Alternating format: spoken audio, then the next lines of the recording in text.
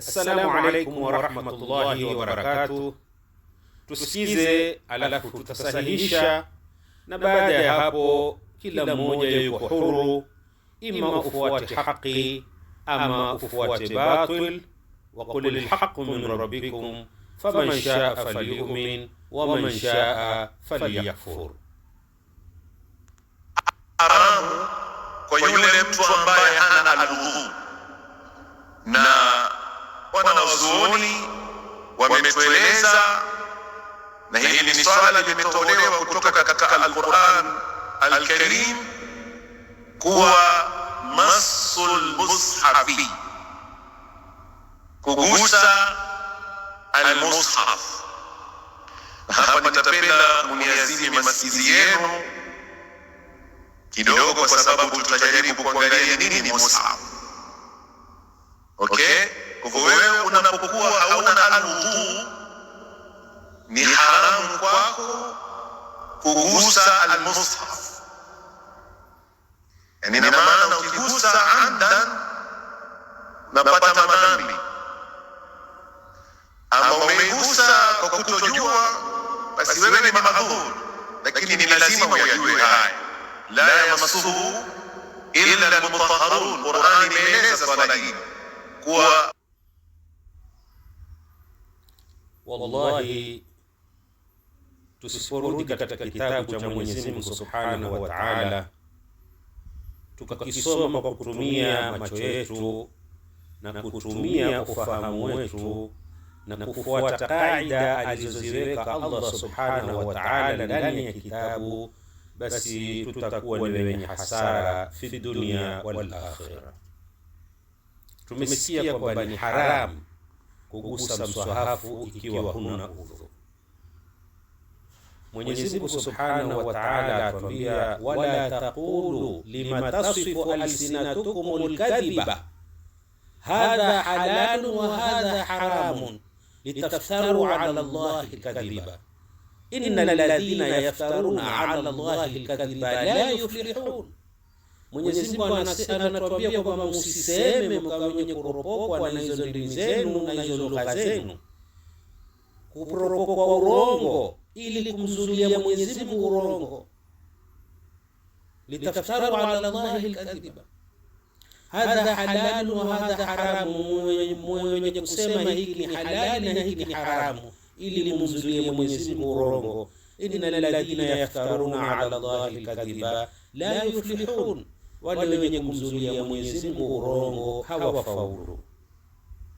Mwenyezi Mungu Subhanahu wa Ta'ala anatuambia, faman adlamu mimman iftara ala Allahi kadhiban liyudhilla an-nasa bighairi ilm. Mwenyezi Mungu anatuambia, nani yule ambaye kwamba ni dhalimu zaidi kuliko yule mwenye kumzulia Mwenyezi Mungu urongo? Mwenyezi Mungu hajasema ni haramu, sisi tunasema ni haramu. Mwenyezi Mungu hajasema ni halali, sisi tunahalalisha. Liyudhilla an-nasa bighairi ilmi, ili awapoteze watu biduni dalili, yani hakuna ithbati. Bighairi ilmi, yani hana ithbati yoyote kutoka ndani ya Qur'an. Hii ndio hatari iliyoko, na tumesahau kwamba Mwenyezi Mungu Subhanahu wa Ta'ala maneno aliyozungumza ndani ya Qur'ani ni ilmu, sio maneno ya hivi hivi tu. Wama huwa biqauli shair, Mwenyezi Mungu anasema sio maneno ya mshairi. Mshairi ni yule ambaye kwamba kila kilima anaweza akatumia kilima chochote vile anavyotaka kwa hawa zake. Mwenyezi Mungu anasema la, hii ni ilmu, wama huwa biqauli shair. Sasa leo njoo tuangalie, la yamassuhu illa al-mutahharun. Je, Allah hapa anazungumzia kuhusu kugusa ama anazungumzia kitu kingine? Na kisha baada ya hapo kila mmoja yuko huru, ima ufuate anayosema Allah ama wewe ufuate anayosema mwanadamu. Mwenyezi Mungu Subhanahu wa Ta'ala atuambia kitabu chake, uhkimat ayatuhu, aya zake Mwenyezi Mungu amezipanga kwa mpangilio, na kila kilima kiko na dalala yake, na vilima viwili tofauti afwan haviwezi kuwa na dalala moja. Ahkama ayatihi, ni maneno ambayo kwamba Mwenyezi Mungu ameyapanga kwa mipangilio, kwa nidhamu, kama alivyoumba ulimwengu, kama alivyokuumba wewe. Kila kiungo kina kazi yake na maneno yake pia ni elimu. Kwa hivyo Mwenyezi Mungu ndani ya kitabu chake anasema nini? Anasema la yamassuhu illa almutahharun. Je, yamassuhu ni maana kugusa ama ni maana kitu kingine? Mwenyezi Mungu Subhanahu wa Ta'ala sarafa lana al-amthila ndani ya Qur'an, wa laqad sarafna fi hadha al-Qur'an lin-nasi min kulli mathal wa kana al-insanu akthara shay'in jadalan. Mwenyezi Mungu Subhanahu wa Ta'ala anasema ili tusijadiliane ndani ya kitabu chake. Kwa hiyo Mwenyezi Mungu ametupigia mifano ili tupate kufahamu vilima vyake vinamaanisha nini ndani ya Qur'ani wala sio nje ya Qur'ani, kama tutakavyoona. Mwenyezi Mungu ndani ya kitabu chake ametaja vilima vitatu, na vilima vitatu kama hivi tofauti vimetofautiana. Ametaja lamasa na lamasa na masa. Njoo tuangalie vilima kama hivi maana yake nini, na haviwezi kuwa na maana moja ama dalala moja, la, kwa sababu vilima ni tofauti. Lamasa na masa. Lamasa ni lamasa ni lams, kugusa kitu kwa mkono wako ukawa wakihisi. Hiyo ndio maana ya lams. Mwenyezi Mungu amepiga mfano ndani ya kitabu chake akatwambia, walau nazalna alayka kitaban fi qirtasi falamasuhu biaydihim. Mwenyezi Mungu anasema walau nazalna alayka, na lau tuteremsha kitabu fi qirtasi, katika pepa, katika karatasi, falamasuhu biaydihim, na akakishika kwa mikono yao, akakishika. Kwa hivyo lamasa ni kushika kitu hali ya kuwa unakihisi, madi na madi, kitu unakihisi. Hiyo ndio maana ya lams. Kwa hivyo Mwenyezi Mungu Subhanahu wa Ta'ala aliposema la yamassuhu, hakusema la yalmasuhu, amesema la yamassuhu. Kwa hivyo kwa nini tuchukue la yamassuhu ni kushika, na Mwenyezi Mungu hakusema la yalmasuhu? Huku ni kumzulia Mwenyezi Mungu urongo. Kisha Mwenyezi Mungu ametaja kilima cha lamasa ndani ya Qur'an.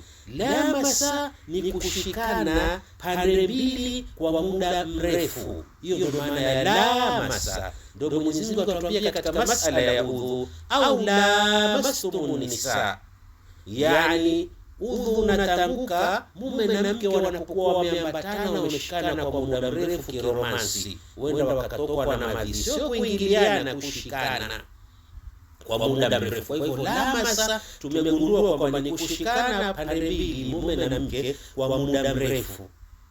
Hiyo ndio maana ya lamasa. Mwenyezi Mungu Subhanahu wa Ta'ala ametaja kilima cha masa ndani ya Qur'an. Masa ni nini? Masa ni maana yake ni dukhulu shay'in ma'a ba'd, ni kitu kuingia kwa mwenzake. Hiyo ndio maana ya masa. Na kitu chenyewe kiwe ni madi na madi, ama ghairi madi na madi, ama madi ghairi madi na ghairi madi, viwe venye kuingiliana, yani penetration, kiwe kinapita ndani yake, ndani ya mwenzake. Hiyo ndio maana masa. Na Allah Subhanahu wa Ta'ala sarafa lana al-amthila, ametupigia mfano ili tupate kuelewa kilima cha mas. Akatwambia kwenye sura Maryam, qalat anna yakunu li ghulamun wa lam yamsasni bashar. Hakusema wa lam yalmasni, la, amesema wa lam yamsasni bashar. Na Maryam aliposema anna yakunu, vipi niwe na mtoto, wa lam yamsasni bashar, na hajaniingilia mwanadamu yoyote, sio yalmasni, sio hakusema wala yalmasni, hakunishika, kumuingilia, yani tupu ya mume ingie kwenye tupu ya mke, penetration, indimaji. Hiyo ndio maana ya mas. Kwa hivyo Mwenyezi Mungu aliposema la yamassuhu illa al-mutahharun, hazungumzii kabisa kugusa mswahafu. Mwenyezi Mungu Subhanahu wa Ta'ala anazungumzia kuhusu kwenye lauhi mahfudh huko, kwa sababu aya inaanza innahu la Qur'anun karim fi kitabin maknun la yamassuhu illa al-mutahharun, yani huko kwenye kitabu maknun ambao ni kwenye lauhi mahfudh, la yamassuhu illa al-mutahharun, kwa sababu viumbe vilivyoko huko sio viumbe madi, ni viumbe ghairi madi, sio viumbe ambao kwamba viko na mwili na mifupa, la, ni viumbe tofauti.